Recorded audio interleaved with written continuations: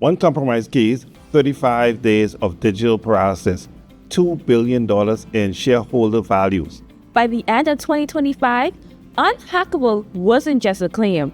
It was a punchline. And for the world's biggest brand, the hackers were the only ones laughing. Stay tuned for this episode.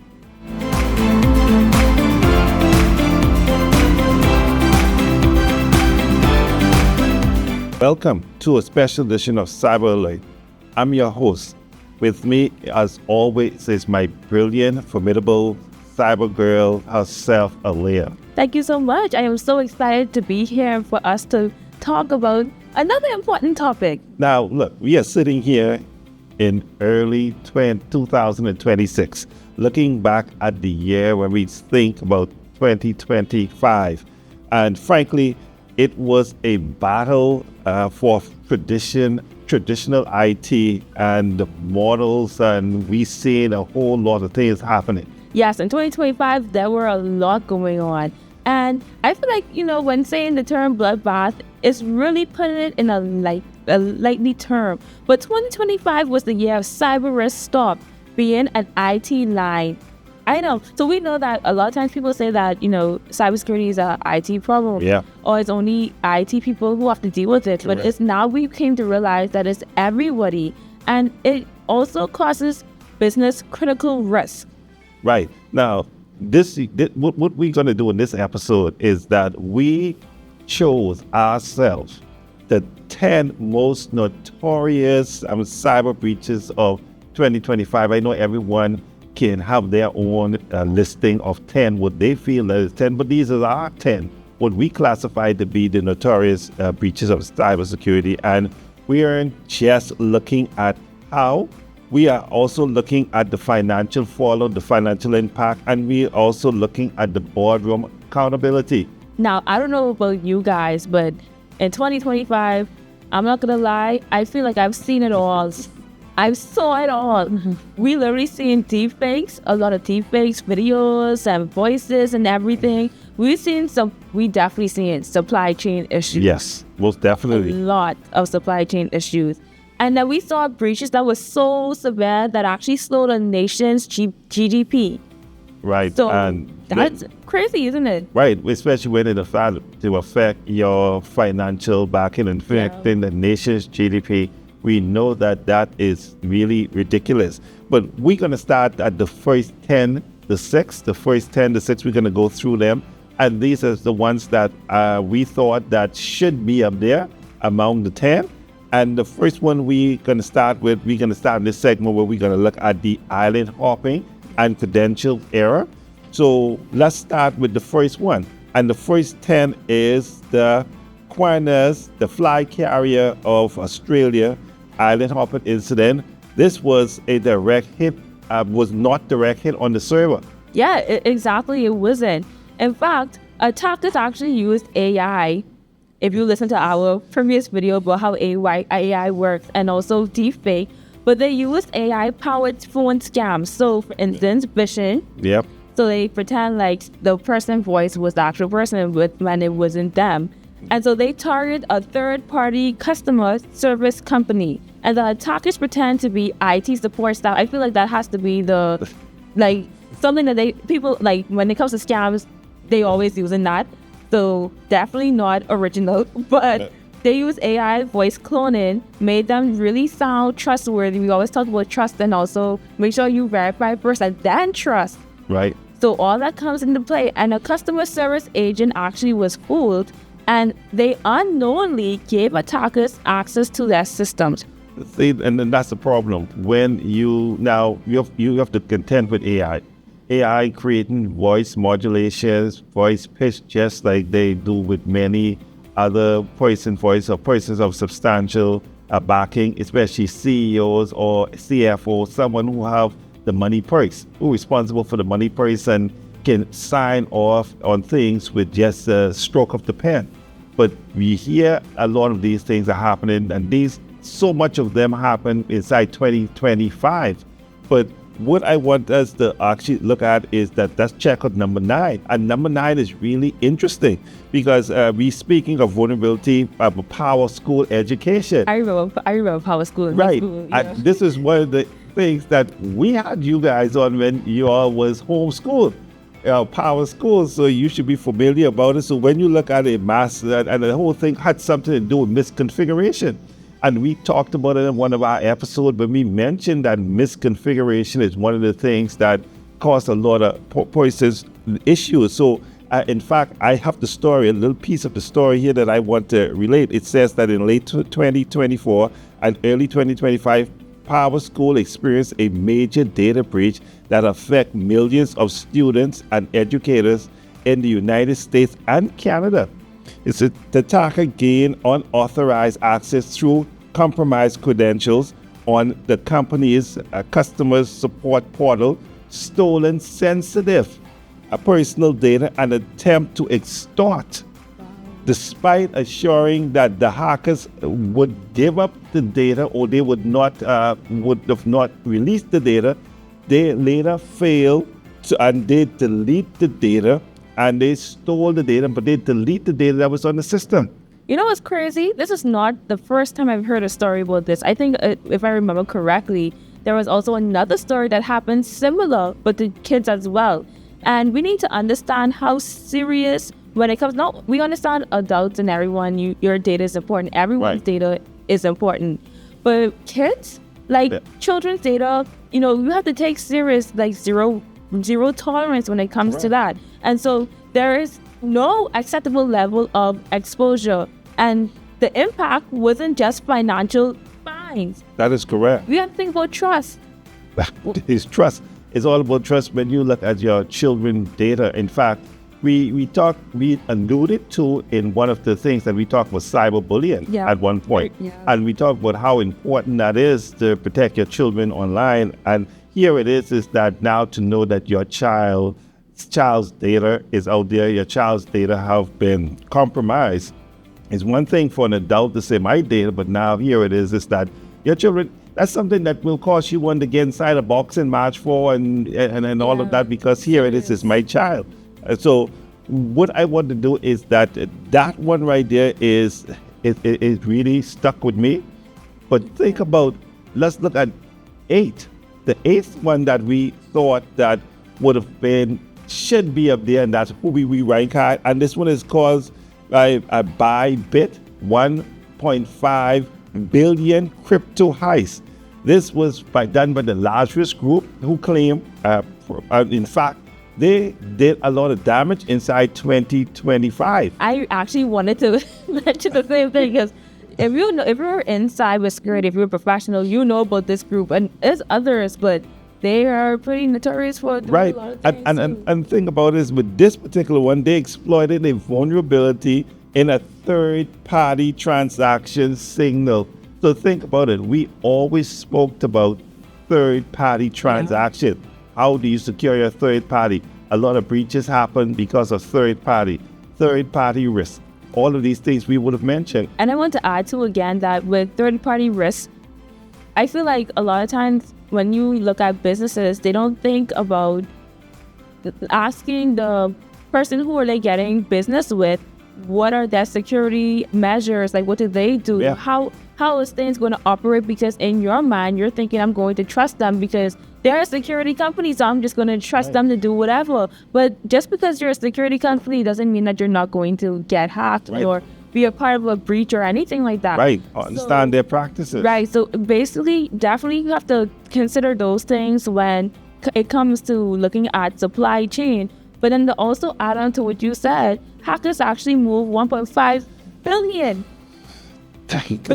dollars in the Ethereum. And think about that in those cryptocurrencies.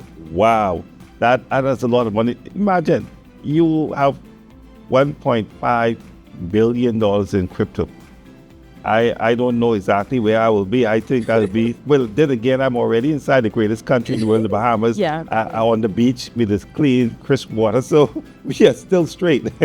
I definitely agree with that. Yeah. So, and also what was really interesting is that the response from one of director Arthur Hughes, the director at CyberSec, and the expert in crypto crime, said that Bybit heist isn't just another crypto hack. It is a 1.5 billion wake-up call for the entire industry. So if you have some trusted persons like that saying this, that is a wake-up call, then we ought to be thinking things through. Yeah, definitely. So we looked at the crypto. Now let's look at another base, which brings us to number 7. And number 7 is is Oracle e-business suite extortion.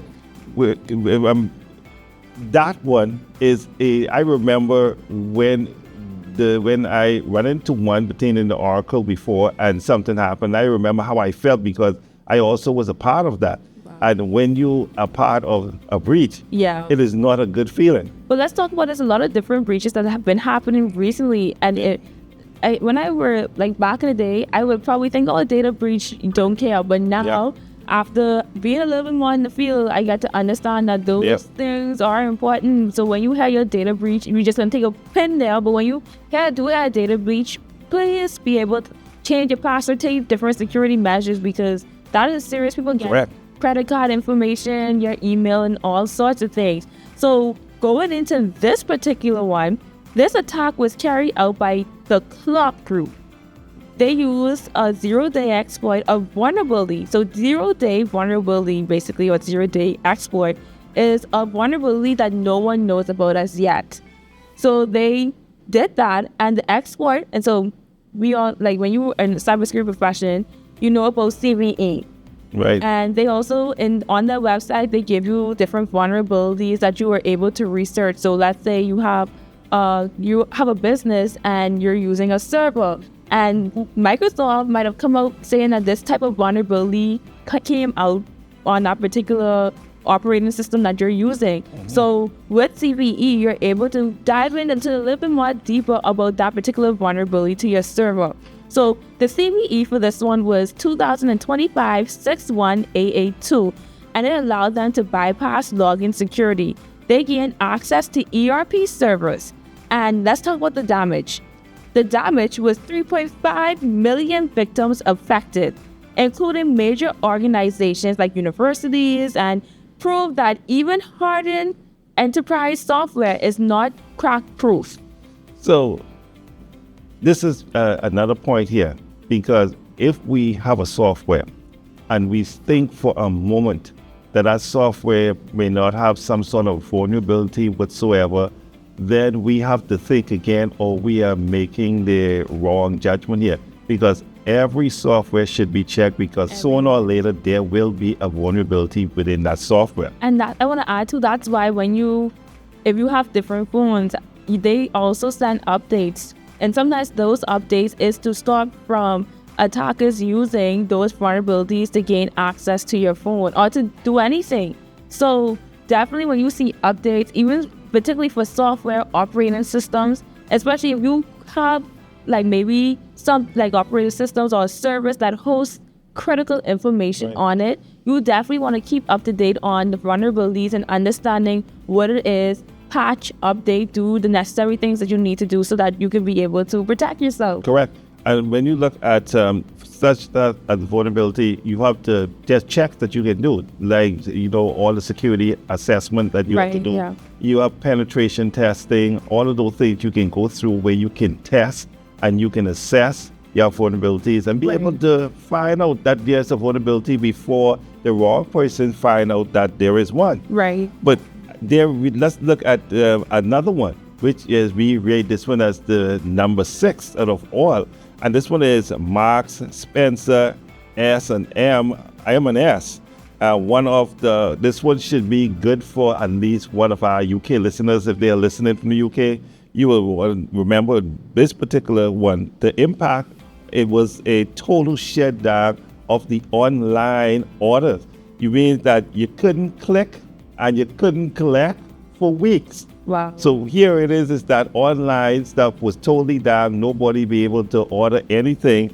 And the financial impact was estimated to be 300 million in lost operating profit. And that is not in, dollars. That is inside pounds we're talking about now, which is a whole lot more of cream. Right. And there's a lot of money that's being lost because of these things. And this all brings back to cybersecurity is not just an IT problem. It's everybody's problem. It is everyone's business. It's a sales and logistics problem. If a system was to go down, business stops. This is when Correct. business continuity comes to place. Correct. So you have to consider all these things when you're thinking about cybersecurity. And then an example here is that the VMware ESXi servers encrypted by attackers. Sales and deliveries can't open. So this happened all in this particular attack. And then when operations stop, it's a business, like we said earlier, it's a business continuity planning failure. That failure sits at the board level and not just in IT as well. Correct. So when you hear that you have no business continuity plan, you need to find out, say, what is going on at the board level. The board actually ensuring that their management, ensuring that they have business continuity plan. And the thing, not only just having it in place, but are you testing it annually? Are you making adjustments to it?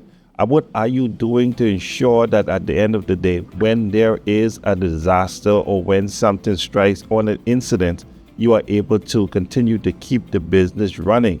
Yeah. So we just come down from 1 to 10. Now we just did 6. So I want us to just switch a little gear here, and we're going to look at the tactical corner and the surge of AI, because we see AI actually just has increased inside 2025, and that was very interesting. So late in 2025 was the year that we see AI become the attacker's best friend. We can look at why traditional defenses fail, because now here it is, we are not dealing with things that is tradition. We deal with stuff that is actually not tradition, and we deal with AI, which can adapt to certain things. Yeah, definitely. And I just want to say that I'm very biased when it comes to AI because... Yeah, you should be, right? I graduated with a computer science degree. So when we were doing computer science, we were doing a lot of AI and creating them. That was actually my second favorite class after cybersecurity. So definitely love, when I tell you I love AI, I love it. But I do agree. And these are questions that I also asked myself recently, because it's like, even as cybersecurity professionals, some of the things that we tell people to do, I'm now sitting here like, but don't, attackers use these things. So it's like, how could you, and they're so crafty with it now. So it's like, how do we as professionals talk to people and tell them how to protect themselves when the attackers are now using those same tips that we give to actually attack people? So I'm trying to understand that. So they're using all the same things that we do, but they are more crafty because they're working together, but we are not. And this is where cyber psychology, that's another thing we can add on to that. I love cyber psychology. But when we look at 2025, it became the year of the autonomous attack agent. So attacks started running with little to no human involvement, like we mentioned. Yeah.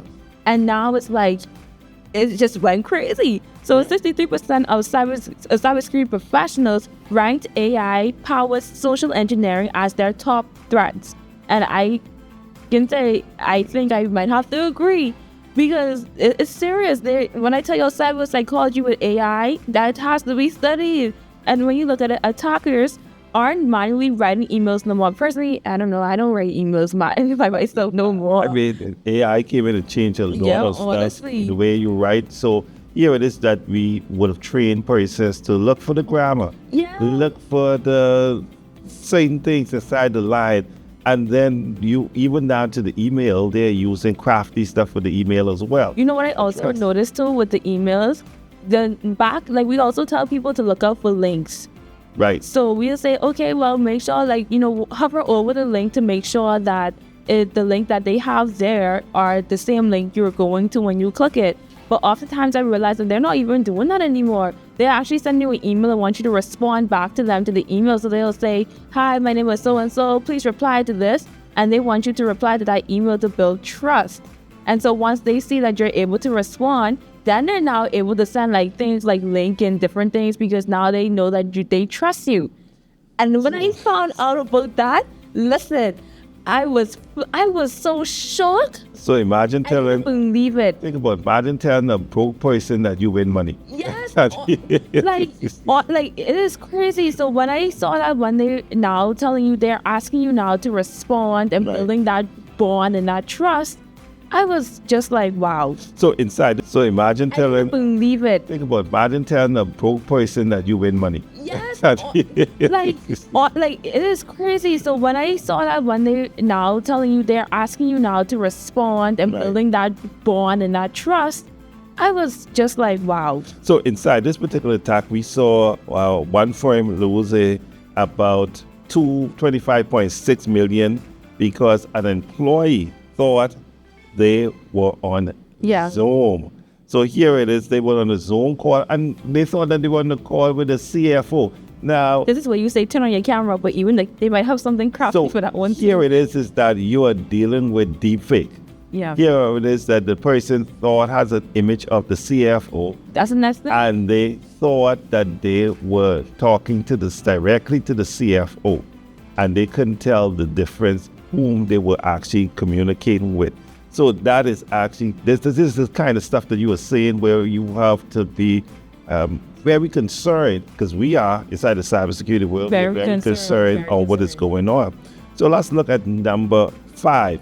Number 5 says that now that we're at the top, and this one is really interesting because I know this company for many, many years. When I first started inside the field, I've actually visited this company before, one of this company outlet.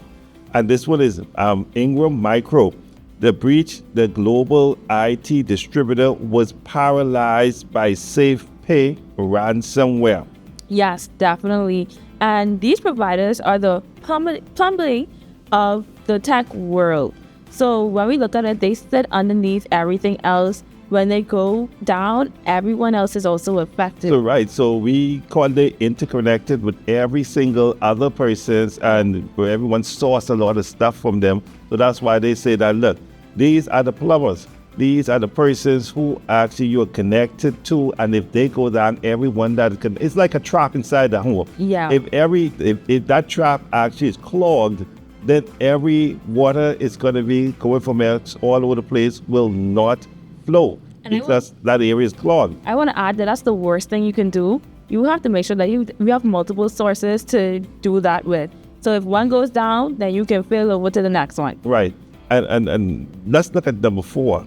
Number 4 is that this one is for persons who inside the insurance field and don't feel like persons are interested in taking data from the insurance company. We have number 4 is Aflac Insurance. And we see some stuff that insurance company also is not immune to cyber breach and cyber attack because the fact that you have data. Yeah, definitely that everyone, like you said, everyone, once you're on the internet, you can be hacked. Right. And the thing about this one was actually coordinated by a scattered spider that hit over 22.6 million social security numbers. So if it hitting think about it, someone get your social security number. They could open up a bank account inside your name. They could do transaction inside your name. They could do all these different things inside your name. For us on this side in the Bahamas, we know that we use national insurance number. Yeah. And we ought to protect those numbers as well, because I can tell you one thing, if you don't protect your number, and when you get old, and they try to put in for that pension, and they said that you did not make enough contribution, then what you're doing? That's not that serious. So that's another concern that you have to have. So when we look at Aflac and many other insurance companies who would have suffered a lot of data breach, we see that the accountability Aflac had to file a certain kind of a disclosure by the SEC, and we realized that there have been some rule changes with regards as a result of this breach. and all of that. So here it is that when we think, or when companies or board think that they are immune to cyber breach, that hasn't reached us. Or we see, the thing is that you cannot ignore it. You can ignore it and say that it doesn't exist, but you ignore it and saying that it doesn't exist does not mean it don't. That's just like I can't see air and it is still there. Yeah. So you can't ignore these kind of things. Definitely. So that was number 4. So let's look at number 3, and this time we're going to take it to the healthcare industry, because here it is that we choose these, which we think that these are the ones that should be on our top 10 list. And let's look at it. It says United Health change healthcare fallout. Yes, and like you said, I love healthcare, especially when it comes to robotics and cybersecurity. And so we're going to dive deep into it. And although the initial attack happened a little bit earlier, in 2025, data revealed the true scale. So 192.7 million people were impacted. That's nearly 60% of the U.S. population, and the cost, billions of dollars in recovery efforts for sure. Yeah, but when we look at it, we see that this is Amazon or South Korea hit by threat, and we'll go on and on and on and on. And finally, the last one that we have out of all of them that we think that it should be the number 1, which we should just roll for. And finally, the undisputed number 1, we think that it should be Jaguar Land Rover, which happened is through a supply chain attack manufacturing system during August of 2025. Now, this one, I remember. I definitely remember reading about this last year. It was crazy. So when we look at it, it was a financial catastrophe. It was about 1.9 billion, which leveraged our out to 2.5 billion hit production stop for 5 weeks inside that. And we know that it was all across the US, Slovakia, and India. Yes, when I tell you, it was a shutdown. They couldn't do anything. And this is actually the ultimate warning. So the impact went beyond just data. We see, like we mentioned, physical production was stopped. And then we see 5,000 downstream businesses were affected. So anybody who deal with them, they were affected as well. And then let's look at the board level failure. Repeated warnings about operational technology risks were ignored. Systems that control real operations were left exposed. And now the board faced duty of care lawsuits for inaction. Yeah. So CyberGirl, as we wrap up right now, the common threats in 2025 was personal liability. The CISO are now refusing to take these high-paid jobs without some sort of insurance, and they want to protect themselves as much as possible. Yes, definitely. And we see in 2025 it was a major shift that happened, and there were a lot of cyber attacks that happened, and we saw that first cases of piercing the corporate veil. Individual board members were held personally responsible. So finally, we have responsibility, and the reason, willful ignorance. Right. So as we leave, I just want to leave these few tips behind with our listeners that I wrote, and I thought that there'd be some good tips. If you are listening and you are inside leadership, and you are in 2026, this is your 2026 playbook. The first thing, stop treating cyber as an expense. It is an insurance policy for you, your existence. 2, verify the supply chain. If your vendor fail, you fail. And 3, document everything you choose to do. Make sure that you document. Yes. And for the love of things and all digital and everything, get your board into a tabletop. I cannot wait. I love tabletop simulations. Definitely do it. And don't let their first breach experience be the real thing. That's correct. So that's our show for today. So we want you to stay tuned, stay alert, stay secure, and keep your board informed. We'll see you next time on Cyber Alert.